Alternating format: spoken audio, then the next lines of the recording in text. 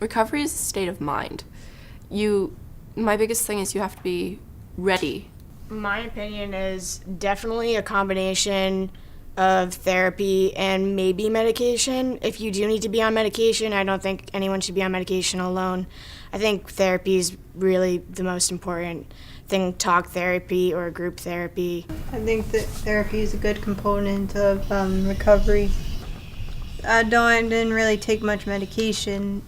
There are people out there who do need a good balance of both in order to fully recover from whatever mental issue or traumatic experience they've had.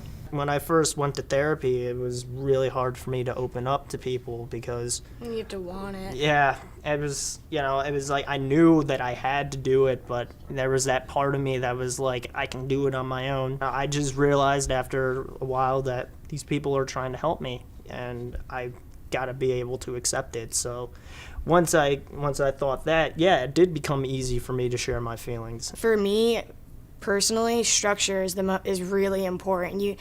And what Vered was saying about, like going to school, having a job, doing things like that, keeping yourself busy is very important, because if your mind's not working, then you're gonna go to a dark place. I got my crochet, I got my cartooning, I got my music.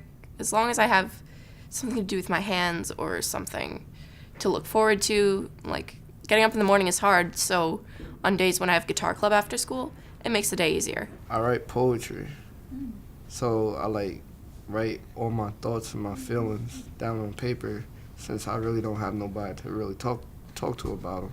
You know, when I first was diagnosed, I was convinced in my head, oh, my parents don't understand, they don't want to understand, they don't care, and I decided they were unsupportive and all that. And I guess my message is that you might be wrong, because now, as I'm starting to open up a little bit, all of a sudden it's, wait, I don't understand, explain that to me. They came to Bridge House, they came to a program that I go to, and all of a sudden they want to know information, and I'm realizing that we just weren't talking, we just didn't know how to talk to each other. So I guess even if your family doesn't seem supportive, give it time. It might turn around, because it did for my family. I basically had to come to the realization that my family didn't understand, and they didn't have to understand. I just needed them to be understanding. I wouldn't be here if my mom hadn't taken so much care of me. And I wouldn't be here if my dad hadn't made my mom back off at some point.